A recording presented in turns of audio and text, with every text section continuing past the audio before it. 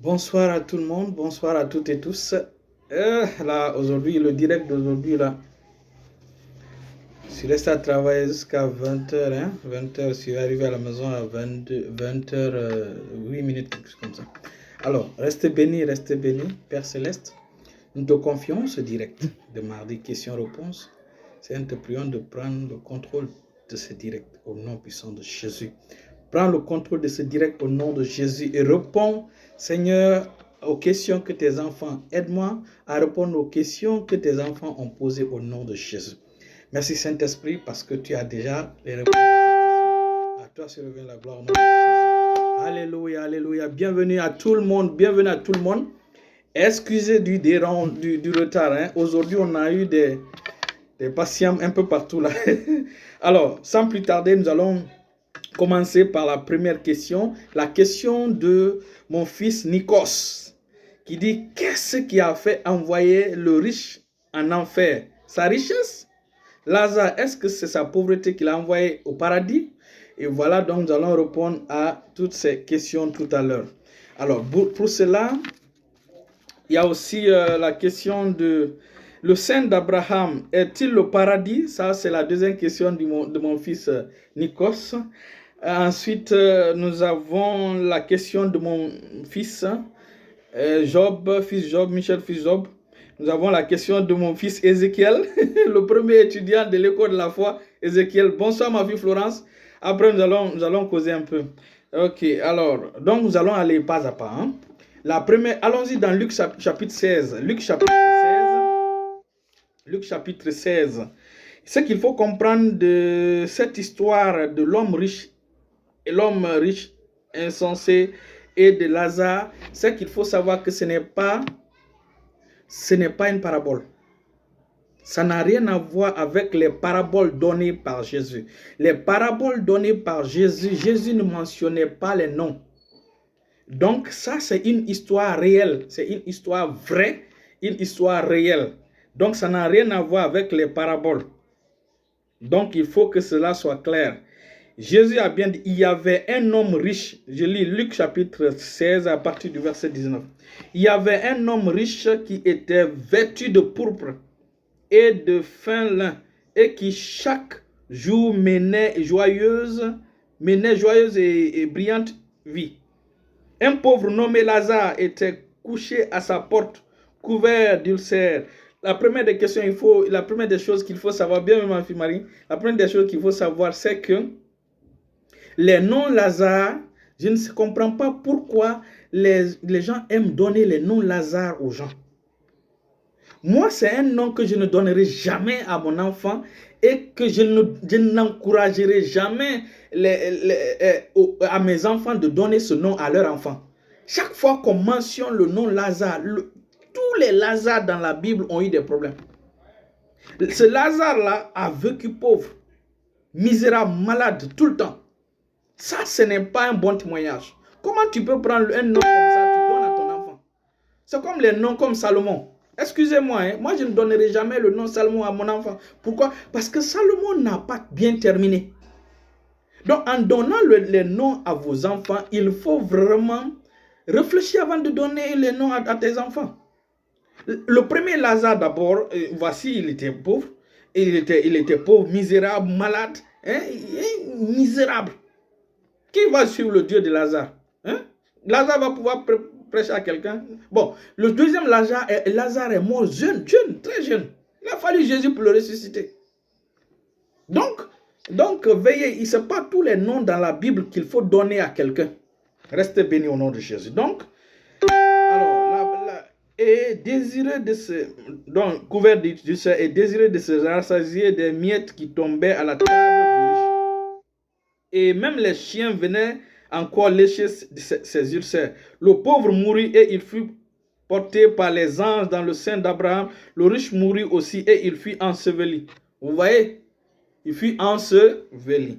Dans le séjour des morts, il avait les yeux. Et tandis qu'il était en proie au tourment, il vit de loin Abraham et Lazare dans son sein. Il s'écria, Père Abraham, aie pitié de moi et envoie Lazare pour qu'il trempe le bout de son doigt dans l'eau et qu'il rafraîchisse la langue, car je souffre cruellement dans cette flamme. Donc, ici, il faut d'abord qu'on éclaircisse. Le riche, les deux étaient des juifs. Lazare était juif, le riche insensé était juif. Le riche était juif. Il faut comprendre ceci. Ce n'est pas la richesse du riche qui l'a envoyé en enfer. De toutes les façons, Abraham était plus riche que le riche insensé. Pourquoi il est allé en enfer? C'est parce qu'il était insensé. Ce n'est pas parce qu'il était riche. Et Lazare n'est pas allé au paradis parce qu'il était pauvre. Lazare est parti au paradis parce qu'il est resté fidèle à Dieu malgré sa condition misérable, malgré qu'il était pauvre, misérable, malheureux, malade. Et nous allons voir tout à l'heure ce qu'Abraham va dire par rapport à ça. Allons-y lire ce qu'Abraham va lire et nous allons répondre à la première question de mon fils Nikos. Abraham répondit au riche insensé. Il dit, au verset 25, il dit, mon enfant, souviens-toi que tu as reçu des biens pendant ta vie et que Lazare a reçu les maux pendant la sienne. Maintenant, il est ici consolé et toi, tu souffres. Donc, selon la réponse que Abraham donne, dans Luc chapitre 16, le verset 25, le riche insensé, tout ce qu'il a eu, Abraham l'appelle bien. Et Dieu est d'accord avec cela. La richesse n'est pas une mauvaise chose. Abraham l'appelle bien. Il dit, mon enfant, souviens-toi que tu as reçu des biens pendant ta vie. Des biens. Et la Bible déclare dans Jacques chapitre 1, le verset 16, il dit, tout don parfait vient du Père des Lumières. Il dit, toute faveur et tout don parfait vient du Père des Lumières. Donc, toute grâce et tout cadeau parfait vient du Père des Lumières. Donc, la Bible déclare que toute grâce et toute faveur et tout don vient du Père des Lumières. Donc, le riche là a reçu des dons. Et il était riche. C'est pourquoi Abraham dit que les biens que tu as reçus. Donc, Abraham appelle tout ce que le riche insensé a reçu comme étant de bonnes choses. Par contre, Abraham dit que ce que Lazare a reçu, c'était la malédiction. C'était les maux. C'était le mal. Donc, Abraham est d'accord que la situation de vie de Lazare n'était pas quelque chose que Dieu permet, que Dieu donne. Il dit les maux que tu as souffert, Lazare a souffert les maux pendant les siennes. Ça veut dire que la pauvreté, c'est un malheur. Ça veut dire que la maladie, c'est un malheur. Ça signifie que les ulcères sur le corps, c'est un malheur. Et les malheurs ne viennent pas de Dieu. C'est pourquoi j'aime David. David dit, il dit, aucun malheur ne t'arrivera. David, par l'onction du Saint-Esprit, il dit, aucun malheur ne t'arrivera. Shalom, mon fils Raphaël. Donc, il est clair et net que tout ce qui est arrivé à Lazare ne venait pas de Dieu. Donc, il faut que ça soit établi. Tout ce qui est arrivé à Lazare ne venait pas de Dieu. C'est clair. C'est comme la fille d'Abraham qui a souffert pendant 18 ans. Elle était courbée, elle avait un problème, elle était bossue. Quand Jésus l'a libérée et que les religieux là étaient fâchés parce que c'est le jour du sabbat qu'il a guéri, il dit, mais méchant que vous êtes. Il dit, combien de fois, il dit, vous savez faire de bonnes choses. C'est-à-dire que pendant les dimanches, pendant les sabbats, vous savez donner de l'eau à vos bêtes. Mais vous empêchez qu'une fille d'Abraham qui a été prise au piège, qui a été liée par Satan depuis 18 ans. Vaudrait mieux-il de la libérer ce jour? Donc, vous savez, c'est pourquoi la religion n'est pas bien. Les religieux sont prêts à donner de l'eau à leur bétail. Quand leur bétail tombe dans l'eau, ils sont prêts à secourir leur bétail. Mais si c'est pour guérir une fille descendante d'Abraham, non. Vous voyez comment les gens là étaient méchants, très méchants. Et donc, il est clair ici que ce n'est pas la pauvreté de Lazare qui l'a envoyé au paradis. Et c'est clair ici que la pauvreté là, c'est un malheur, c'est un mot d'après Luc chapitre 7, verset 25. Donc, la réponse est claire. Maintenant, donc, Lazare, donc c'est clair que la pauvreté ne mène pas, c'est pas la pauvreté qui fait que les pauvres même, il faut reconnaître ceci. La plupart des pauvres sont vraiment méchants, sont très très méchants et leur cœur est mauvais. Il faut que ça soit clair. Hein? La pauvreté est une mauvaise chose. Lorsque vous réglez la pauvreté de plusieurs personnes sur cette terre, vous avez réglé la marge, au moins il va dire que 50% des problèmes des gens. Les pauvres, bon, on laisse ça. Donc c'est clair, hein? C'est clair. Et donc, d'après Abraham, ce qui est arrivé à Lazare, c'était des maux, c'était du malheur, c'était du mal. Tout ce qui est arrivé à Abraham, à Lazare, c'était du mal, c'était des maux. Et Dieu nous a donné la bénédiction. L'ulcère ne fait pas partie de la bénédiction. La maladie ne fait pas partie de la bénédiction. Et la pauvreté ne fait pas partie de la bénédiction. Lorsque vous lisez le livre de Deutéronome 28, vous ne verrez pas ces choses dans la bénédiction. Et nous avons reçu la bénédiction d'Abraham. Nous avons reçu la bénédiction de Lazare. La bénédiction de Lazare, c'est quoi? C'est de vivre malade, malheureux, misérable sur terre et d'hériter le ciel. C'est bon. Seulement, c'est pas, moi je ne peux pas, c'est pas un bon témoignage. Bienvenue mon fils Bernard. J'ai une réponse à ta question. Et en fait, ce sont des questions théologiques que je vais répondre tout à l'heure par rapport à Moïse et soi-disant 2 femmes. Et donc c'est clair que la maladie ne fait pas partie de la bénédiction, c'est clair. Donc les gens qui n'ont pas marché dans leur bénédiction dans l'ancienne alliance, c'est par leur faute. En fait, dans l'ancienne alliance, il y avait cette disposition pour chaque membre de l'ancienne alliance de bénéficier de la bénédiction d'Abraham. Et dans la bénédiction d'Abraham, il n'y avait pas de malheur, il n'y avait pas de maladie. Est-ce l'usage des biens du riche l'a envoyé dans le séjour des morts? Exactement. Merci mon fils de m'avoir guidé. Lorsque vous êtes riche et que vous utilisez mal votre richesse, c'est ce qui vous envoie en enfer. Vous savez, les gens aiment fêter, les gens aiment se réjouir. Dieu n'est pas contre cela. Mais quand vous vous réjouissez et vous ne mettez pas Dieu devant, c'est ça le problème. Tu es riche. Est-ce que tu es riche pour Dieu? Le riche incendié était riche pour lui-même, il n'était pas riche pour Dieu. Sa richesse n'a servi à rien par rapport aux choses spirituelles. Sa richesse, non. C'est pourquoi lorsque tu as des biens, lorsque Dieu t'enrichit, c'est pour que tu sois un canal de bénédiction. C'est pourquoi il te dit planter près des courants d'eau. Lui, second ne traduit pas bien. Lorsque vous lisez dans la version Darby, on dit planter près d'un courant d'eau. Somme 1 dit heureux l'homme qui ne marche pas selon le conseil des méchants, qui ne s'arrête pas sur la voie des pécheurs et qui ne s'assied pas en compagnie des moqueurs. Alléluia. La Bible déclare que mais qui trouve son plaisir dans la parole de Dieu ou dans la loi de Dieu et la médite jour et nuit.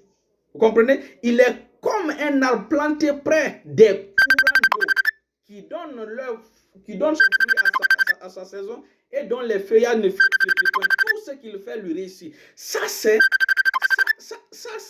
l'homme planté près d'un courant d'eau, près des courants d'eau. Donc, si tu es planté près, Dieu veut que tu sois planté près des sources d'eau. Les sources d'eau sont les bénédictions que nous recevons. Donc, Dieu ne veut pas que ta bénédiction dépende d'un seul boulot. Dieu veut que tu aies plusieurs canaux de bénédiction. Que tu aies plusieurs. Donc, mais que ta bénédiction, que tu sois un canal. Il ne faut pas que ça se limite à toi et à ta famille. Il ne fait pas à toi de bloquer la richesse. Et donc, le riche insensé, c'est ce qu'il a fait. Ce qui l'intéressait, c'est lui et sa famille. Il ne s'intéressait pas aux choses de Dieu. Sa richesse. Aujourd'hui, tu vas voir des gens qui sont des dirigeants, ils sont des directeurs dans une société, ils sont DG. Mais même aller à l'église, c'est le problème. Même contribuer pour les choses de l'église. Pour donner, ce sont des gens qui donnent même 50 000, 10 000, 20 000. Tu ne verras pas donner comme il faut. Mais concernant les choses du village, ils vont contribuer des millions là-dedans. C'est la raison pour laquelle j'encourage mes enfants à payer leur dîme. J'encourage mes enfants à payer leur offrande. J'encourage mes enfants à donner pour la cause de Dieu. C'est très important. Pour la cause de Dieu. Tout ce que nous faisons pour Dieu, Dieu nous bénit non seulement sur terre, mais il nous donne le centuple. Et nous avons un trésor au ciel. Ça fera partie des questions d'Ézéchiel. Donc, on va passer. Le paradis dont le sein d'Abraham, avant la mort et la résurrection de Jésus, avant la mort et la résurrection de Jésus, les gens pensent que le paradis c'est au ciel. Le paradis n'a jamais été au ciel. Avant la mort et la résurrection de Jésus, le paradis n'a pas été au ciel. Non, non, non, il faut que ça soit clair. C'est le sein d'Abraham qu'on a appelé paradis. Ça, c'est avant la mort et la résurrection de Jésus. Le sein d'Abraham est appelé paradis. Le paradis, c'est en bas. Allons-y lire dans Romains chapitre 10. Romains chapitre 10. Donc, les Hébreux appelaient ça Sheol, les Grecs appellent ça Hadès. Donc, Hadès veut dire séjour des morts. Et dans ce séjour des morts, il y avait 2 compartiments. Et nous allons voir tout à l'heure. C'est pourquoi quand Jésus a dit aux criminels qui étaient sur la croix, il a dit aujourd'hui tu seras avec moi au paradis. Les gens n'ont pas compris. Les gens n'ont pas compris. C'est dans le sein d'Abraham que Jésus parlait. Il dit aujourd'hui tu seras avec moi au paradis. Il parlait du sein d'Abraham. Quand Jésus est mort, il est descendu dans le sein d'Abraham. Jésus est descendu au séjour des morts et dans le sein d'Abraham. C'est là-bas qu'il est descendu avec le voleur qui était à la droite. Il n'est pas monté au ciel. La Bible est claire là-dessus. En Jean chapitre 3, le verset 13, il dit, personne n'est monté au ciel, sinon que le Fils de l'homme qui est dans les cieux, qui est descendu. Allons-y dire. Jean chapitre 3, le verset 13, il dit, personne n'est monté au ciel, si ce n'est celui qui est descendu du ciel, le Fils de l'homme qui est dans les cieux. Donc c'est clair. Donc tu vas me poser la question, Enoch est parti où? Il y a un lieu qu'on appelle les extrémités de la terre dans l'Ancien Testament. C'est pourquoi j'ai dit, prenez note, prenez les cahiers et les bics. Aujourd'hui, nous allons entrer dans cette chose profonde. Il y a ce qu'on appelle l'extrémité de la terre. Lorsque Enoch a fait son temps, Enoch a eu 300 et quelques ans, et il a marché avec Dieu. La Bible dit que Dieu l'a enlevé.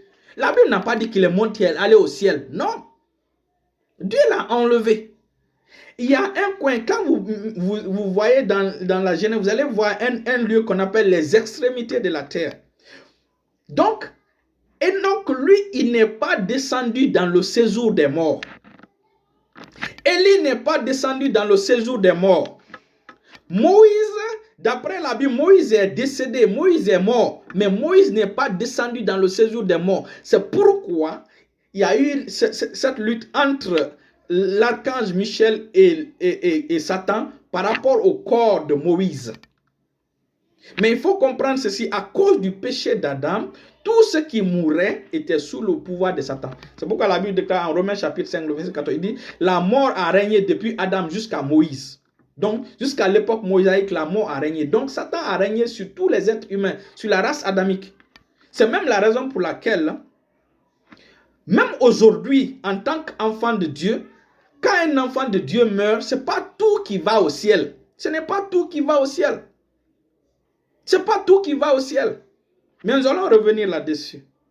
Donc, les personnes qui ne sont pas descendues au séjour des morts, les personnes qui ne sont pas descendues au séjour des morts, c'était Enoch, Élie, Moïse. Moïse, lui, il est mort, mais il n'est pas descendu au séjour des morts. Pourquoi? Parce qu'il devait faire la passation de service sur la montagne de transfiguration. Parce que les prophètes devaient être représentés par Élie et la loi devait être représentée par Moïse pour montrer devant l'univers que la loi ne pouvait pas sauver, les prophètes ne pouvaient pas sauver. Mais c'est le Fils qu'il faut écouter désormais. Et donc c'est ça, c'est pourquoi Dieu n'a pas permis que Moïse descende dans le séjour des morts. Mais Samuel, lui, il est descendu dans le séjour des morts. Et tous ceux qui descendaient dans le séjour des morts, Satan avait la capacité d'utiliser leur corps. Et c'est pourquoi même aujourd'hui, tu vas voir des gens qui sont morts.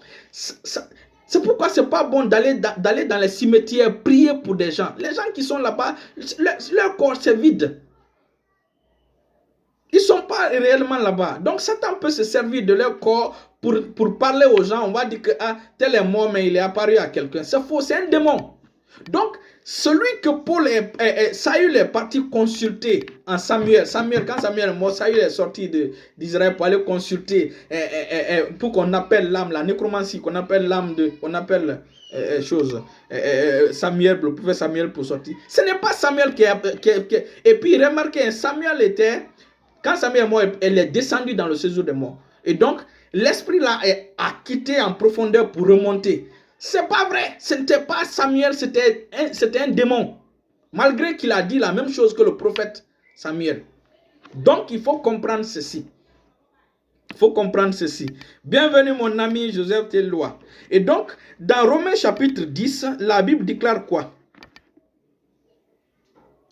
Il dit, en effet, Moïse définit ainsi la justice qui vient de la loi. L'homme qui mettra ces choses en pratique vivra par elles. Mais voici comment parle la justice qui vient de la foi. Ne dis pas en ton cœur qui montera au ciel. C'est en faire descendre Christ. Verset 7 maintenant, c'est ce qui nous intéresse. Ou qui descendra dans l'abîme, on va dire dans le séjour des morts, c'est faire remonter Christ d'entre les morts. Donc le verset là prouve que quand quelqu'un meurt, il descendait, il ne montait pas. Donc le paradis dont Luc parle n'est pas au ciel. N'est pas au ciel, c'était en bas. Et ce qui est intéressant, c'est que c'est un lieu vraiment étrange. C'est un lieu étrange. C'est un lieu vraiment étrange. On appelle ça le séjour des morts. C'est un lieu d'attente. C'est un lieu d'attente. Parce que vous savez, c'est un lieu d'attente de tous ceux qui sont les descendants d'Adam, du premier Adam. Tous ceux qui sont nés d'Adam. Mais qui m'appelle? C'est en direct. Donc, il est clair que le séjour des morts, c'est un lieu où tous ceux qui sont nés d'Adam descendent. Maintenant, voilà comment ça se passe. Lorsque vous êtes fidèle à Dieu, c'est-à-dire que il y avait deux compartiments. Il y avait le lieu qu'on appelle le paradis ou le sein d'Abraham, et il y avait le lieu qu'on appelait Gehenna. En hébreu, c'est Gehenna, que les gens appellent l'enfer ou les Anglais appellent hell. Donc c'est Gehenna. Donc, lorsque les gens qui partaient dans le séjour des morts, ceux qui se comportaient bien, c'est pourquoi c'est le comportement des gens qui les envoyaient dans le sein d'Abraham. Et le comportement du riche insensé les envoyait en enfer. Donc il faut que ça soit clair.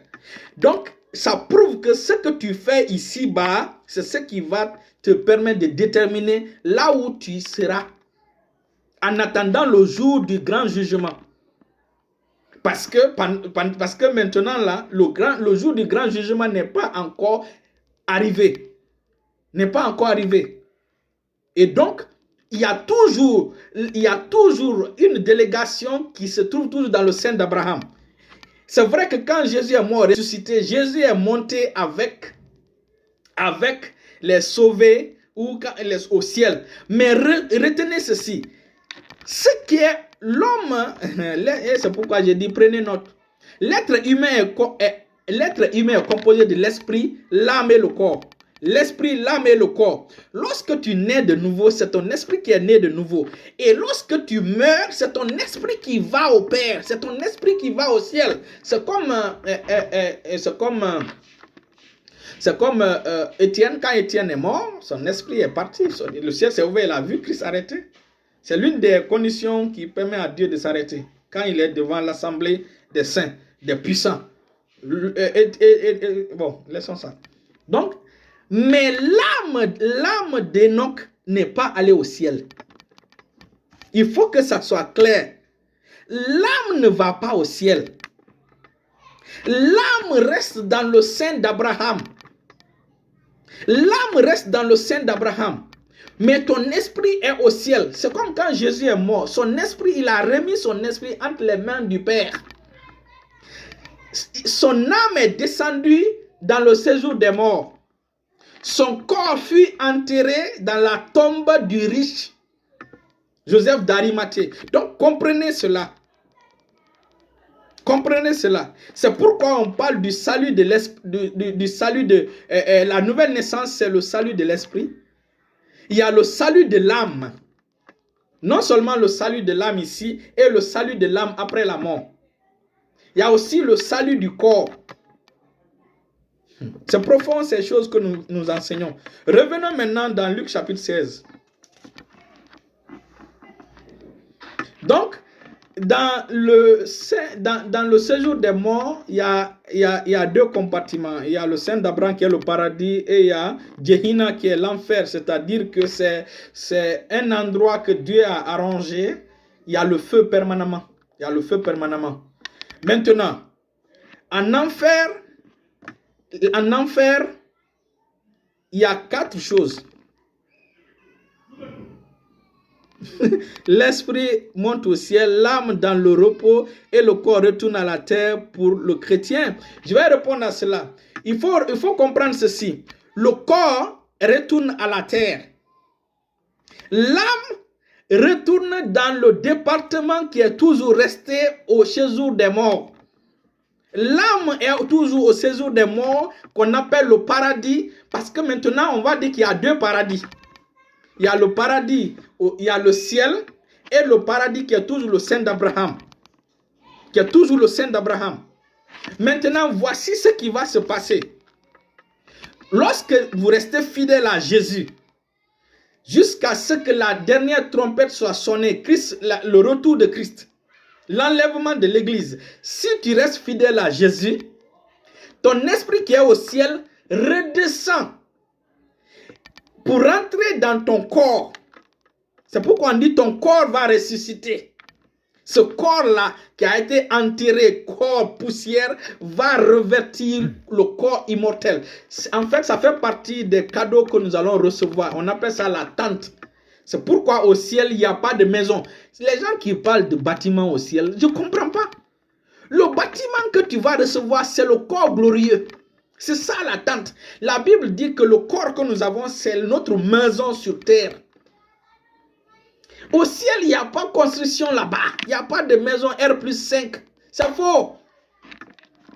La Bible a été claire. Dieu n'habite pas dans la maison, dans des maisons faites de main d'homme ou dans des maisons terrestres, dans les maisons construites par des briques. Non, non, non. Dieu, depuis l'éternité, Dieu a désiré habiter en nous. C'est nous qu'il veut être. C'est nous qui sommes son temple. Donc, le corps que nous allons recevoir à la résurrection, le corps incorruptible, c'est là-bas que Dieu veut résider. C'est ce qu'il faut comprendre. Ceux qui pensent qu'il faut construire au ciel, c'est faux. Si vous voulez construire quelque chose, construisez sur terre. Hein? Construisez sur terre. Et ça va revenir à la question de mon frère, fils Ézéchiel. Où seront les... où allons passer le paradis sera tout sur terre. La vérité, c'est qu'il y aura de nouvelles Jérusalem. Après les 1000 ans, il y aura d'abord les 1000 ans, le temps des Juifs. Nous allons revenir. Il y aura lorsque l'église sera enlevée. Pendant l'enlèvement, ton esprit va descendre et ton âme qui est dans le sein d'Abraham va revenir à ton corps, à ton esprit. Les trois vont se regrouper. Parce que quand Jésus est ressuscité d'entre les morts, il est ressuscité avec un corps glorieux. Il y avait son âme dans son corps et il y avait son esprit dans son corps. Jésus avait Jésus avait le corps, Jésus avait l'âme, Jésus avait l'esprit. Donc, Jésus est ressuscité, corps, âme, esprit. Il faut comprendre, hein? Quand un manque, c'est pas bon. Quand un manque, c'est pas bon. Donc c'est ça. Donc, quand il y aura... C'est pourquoi ceux qui ne seront pas prêts, ceux qui ne seront pas en Christ, ne seront pas prêts, quand l'enlèvement viendra, ils ne vont pas ressusciter. Hein? Et quand ils vont ressusciter, c'est pour le jugement. Ils vont ressusciter avec ce corps sale là, ce corps corruptible là devant Dieu pour être jugé. C'est clair. Mais nous qui resterons fidèles à Dieu, c'est pourquoi il est bien. Il est bien. Il ne faut pas que les gens vous mentent. Que non, nous sommes sauvés par la grâce, après c'est tout. Pourquoi Dieu dit que nous sommes sauvés par grâce et Dieu nous interdit la fornication, Dieu nous interdit l'adultère, Dieu nous interdit de voler, de détourner l'argent, Dieu nous interdit l'ivrognerie? Si vraiment c'est grâce seulement, non. Dieu sait que tout ce que tu fais sur terre, c'est ce qui déterminera là où ton âme ira. C'est ce qui déterminera là où ton âme ira. À Gehenna ou bien dans le sein d'Abraham ou le paradis. Donc, on va revenir à notre histoire et vous allez comprendre. Donc, le séjour des morts c'est un lieu qui est vraiment un lieu c'est un peu bizarre. Permettez-moi du terme, excusez-moi du terme. C'est un lieu vraiment très amusant, très vraiment. Pourquoi je dis ça? En fait, le séjour des morts, c'est comme un lieu où une maison faite de glace. Donc le sein d'Abraham, le séjour des morts est comme un lieu fait de glace. Tu peux voir quelqu'un qui est assis sur la table là-bas en train de manger, mais voir ne veut pas dire accéder là-bas. Donc, la première des choses dans le séjour des morts, c'est qu'il y a un lieu qu'on appelle le sein d'Abraham, le paradis, et un lieu qu'on appelle l'enfer ou Gehenna. Donc c'est un département, c'est un lieu thermique où il y a la chaleur, il y a le feu permanemment. Maintenant, dans le sein d'Abraham, le paradis, là-bas, donc la première des choses, c'est que toi qui es dans Gehenna, tu peux voir quelqu'un qui est au paradis, dans le sein d'Abraham. Donc la première des choses, c'est qu'il y a la capacité de voir. Tu as la capacité de voir. C'est pourquoi je parle d'une maison faite de glace. Donc, tu es dans le sein d'Abraham, par exemple, tu vois l'un de tes amis, tu l'as prêché l'évangile, il a refusé, il aimait les femmes, il sortait avec les femmes, il s'en fichait de Christ. Tu vas le voir en enfer. Tu vas dire, mais c'est Jérôme qui est là-bas. Ou bien c'est Michael Jackson qui est là-bas. Tu vas le voir. Lui aussi, il va te voir. Et tu vas dire, ça c'est Fodé. C'est Fodé. Vous voyez? Donc, il y a la reconnaissance. Ça, c'est la première des choses. Tu vas voir. Voir ne veut pas dire rentrer. Tu peux voir, mais tu ne peux pas accéder. Et la deuxième des choses, c'est que tu peux entendre ceux qui souffrent en enfer. Tu peux entendre ceux qui sont au paradis. Donc, il y a cette capacité, peu importe la distance, il y a cette capacité de voir. C'est pourquoi on parle des trois yeux. Il y a l'œil humain, il y a l'œil de l'âme, il y a l'œil de l'esprit. Dans le séjour des morts, c'est l'âme qui va là-bas. C'est l'âme. C'est-à-dire que dans le séjour des morts, dans le département, on voit la condition de l'âme. Parce que quand quelqu'un souffre, c'est l'âme. Quand quelqu'un dit qu'il est tourmenté, c'est l'âme. Quand quelqu'un se souvient de ce qu'il a vécu pendant la vie passée, la vie pendant qu'il était sur terre, c'est l'âme. Les souvenirs sont le ciel de l'âme. Donc, c'est un point où l'âme est mise en exergue. L'âme est mise devant. L'âme se rappelle de toutes les bêtises qu'il a faites. Qu'il a suivi les filles, il a bu l'alcool, il a suivi les femmes des gens, il a détourné l'argent. L'âme c'est pourquoi il dit d'aller les informer, de ne pas continuer à mener la même vie que je menais. Vous voyez? Donc, tu peux... le riche insensé s'est rappelé, il a vu Lazare, il a reconnu Lazare. C'est parce que c'est l'état d'âme. C'est parce qu'il a vu, il s'est rappelé de ce qui s'est passé. Seulement une fois là-bas, on peut se rappeler de ce qui s'est passé, mais on ne peut rien changer. Dans le séjour des morts, on ne peut rien changer. Ta condition reste permanente. Voilà. Donc c'est la reconnaissance. Tu peux voir les gens, tu peux aussi entendre. Donc, c'est ce qu'il faut noter. C'est ce qu'il faut noter. Donc, ce qu'il faut comprendre, c'est quoi? Il dit, Dans le séjour des morts, il leva les yeux et tandis qu'il était en proie au tourment, il vit de loin Abraham. Donc, il a aussi reconnu Abraham. Donc, dans le séjour des morts, tu peux savoir que lui, c'est Michael Jackson qui brûle en enfer. Qui brûle en enfer comme ça. C'est Hitler qui est en enfer. Tu peux reconnaître les gens. Tu vas reconnaître les gens. Tes amis avec lesquels tu as étudié, tu vas reconnaître. Si toi, tu es au paradis, tu vas reconnaître. Tu es au sein d'abord, tu vas reconnaître. Et donc, il s'écria, Père Abraham, aie pitié de moi et envoie Lazare pour qu'il regarde. Il n'a même pas de respect pour c'est pour vous dire. Imaginez, il dit d'envoyer Lazare. Même dans sa condition de l'enfer, il n'a pas de respect pour Lazare à cause de sa pauvreté sur terre. Comment tu peux envoyer quelqu'un? Hein? C'est pourquoi refusez la pauvreté dans votre vie. Refusez la pauvreté. Refusez la pauvreté. Il dit, envoie Lazare pour qu'il trempe le bout de son doigt dans l'eau et qu'il me rafraîchisse la langue, car je souffre cruellement dans cette flamme. Donc, en enfer, sur terre, il y a 4 choses. Sur terre, il y a 4 choses. Il y a la terre, il y a le vent, il y a l'eau, il y a le feu. On appelle ça les 4 éléments de la terre. Maintenant, en enfer, il y a un des éléments qui manque. En enfer, il y a la terre, il y a le vent, il y a le feu, mais il n'y a pas l'eau. C'est pourquoi le riche insensé demande l'eau. Vous voyez? Donc, en enfer, il y a la terre, il y a le feu et il y a le vent. Vous voyez? Malheureusement, il n'y a pas l'eau. Vous voyez? Et donc, Abraham répondit, mon fils, souviens-toi quand tu as reçu des biens pendant... Donc, on peut se souvenir. Donc, c'est l'âme qui est mise en exergue.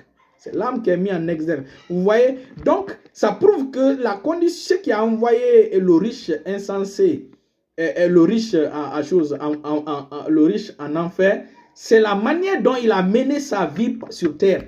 Donc, toi aussi, veille sur la manière dont tu vis sur terre. Veille sur la manière dont tu vis sur terre.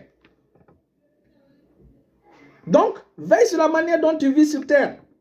Ce que tu vis sur terre, là, c'est ce qui va t'envoyer en enfer ou au paradis. Donc, si on te dit, mon frère, tu es sauvé, une fois sauvé, définitivement sauvé, c'est faux. La Bible déclare que ceux qui... lisons 1 Jean chapitre.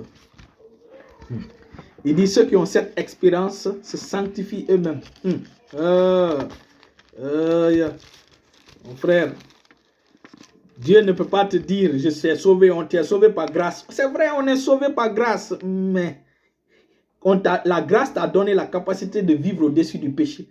Tu habites avec un homme qui n'est pas ton mari, qui ne t'a pas épousé. Ça, c'est la fornication. Ça, c'est la fornication. Ce n'est même pas l'adultère, parce que vous n'êtes même pas marié. L'adultère, c'est pour ceux qui sont mariés. Donc, c'est la fornication. Aucun fornicateur ne rentrera dans le sein d'Abraham ou au paradis. C'est clair. Même si tu te dis chrétien. Vous voyez?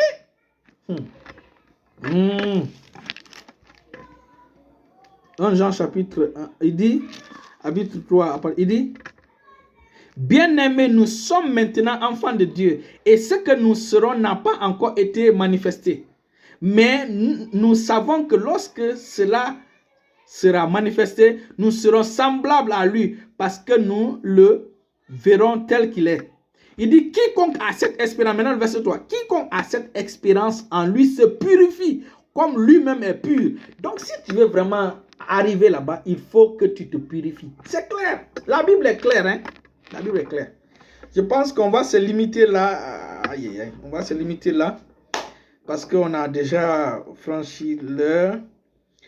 Donc, la première des choses, c'est qu'on peut voir. Hein? Donc, notez. La première des choses, tu peux voir. Peu importe la distance, tu peux voir.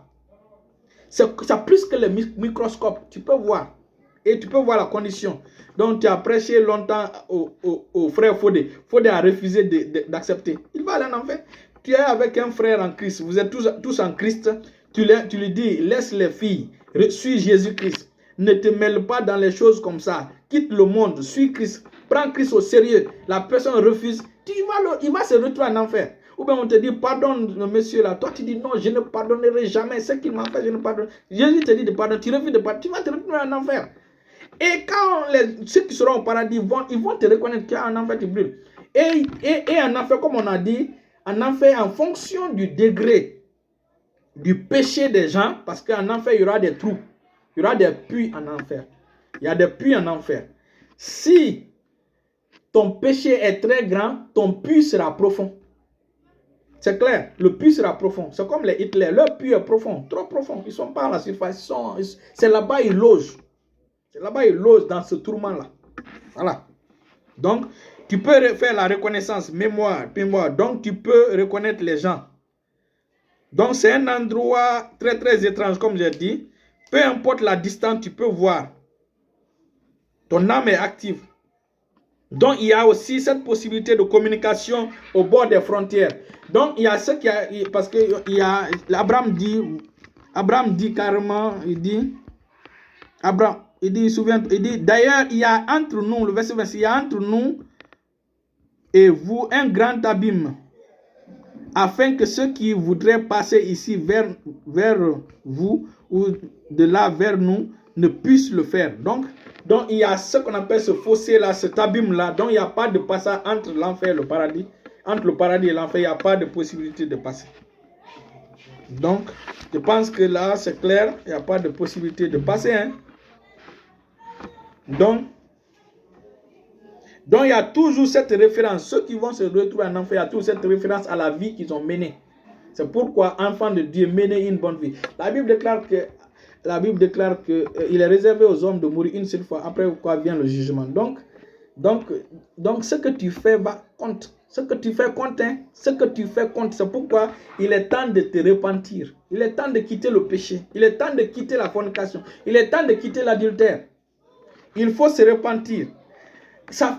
Dieu ne peut pas nous dire que nous sommes sauvés par grâce et il nous interdit de forniquer. Nous, on va au paradis. Ceux qui forniquent, ils sont dans la grâce, ils forniquent, il va au paradis. Jamais. Ce n'est pas possible. Donc, ta raison de vivre doit être Jésus. Et la prochaine étude, nous allons donner les 5 conditions. Bon, si le dessin nous permet, nous allons donner les conditions qui permettent aux gens d'aller en enfer. Les conditions que les gens remplissent pour aller au paradis. Alors, on voit toutes ces choses. J'ai beaucoup de choses à dire. Bon, donc c'est bon pour ça. Pour les frères, je vais répondre dans l'école de la foi. Donc c'est pourquoi ceux qui veulent intégrer l'école de la foi, laissez les consignes. Nous allons vous intégrer pour que vous puissiez voir la suite des réponses. Le frère, je termine par cette question rapidement. Pour comprendre le cas de Moïse, si Moïse avait 2 femmes ou pas, il faut comprendre l'histoire de Nemrod. Il faut comprendre l'histoire de Nemrod. Nemrod était le premier à être puissant sur terre. Et d'après l'histoire qu'on a appris, Nemrod a épousé sa propre maman. Nemrod a épousé sa propre maman. Il a tué son père et il a épousé sa mère. Donc, Nemrod, c'était le premier empire. Nemrod a régné depuis Couche, c'est-à-dire depuis l'Éthiopie, jusqu'à Babylone. Donc, Nemrod était un Éthiopien, Nemrod était un noir. Nemrod a rempli tout ce lieu-là. Nemrod a rempli.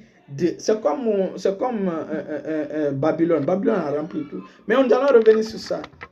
Donc, les habitants de Couche, de l'Éthiopie jusqu'à Babylone étaient des Noirs. Même à l'époque d'Abraham, ils étaient des Noirs. Les Égyptiens étaient des Noirs.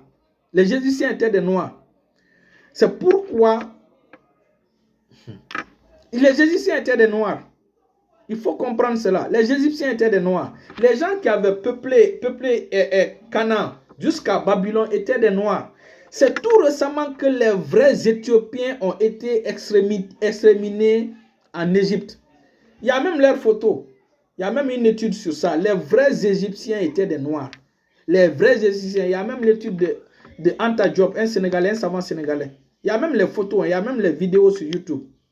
Donc, ils étaient des Noirs. Les Égyptiens étaient des Noirs. C'est en 1900 qu'ils ont exterminé le reste des familles égyptiennes. Donc, toute cette zone-là, c'était des Noirs qui occupaient. Donc, les Madianites étaient des Noirs. Donc, parce que c'est Abraham qui a mis au monde Madian. Mais Abraham a épousé Ketura. Ketura n'était pas juif. Ketura faisait partie de ce peuple-là de Noirs. Mais comme j'ai dit, c'est une question théologique. Je vais revenir là-dessus. Restez bénis, restez bénis. Le reste des questions, je vais les répondre dans l'école de la foi. Donc, pour ceux qui ne sont pas dans l'école de la foi, écrivez-moi un message, je vous introduis dans l'école de la foi. Je vais répondre. Restez bénis, restez bénis.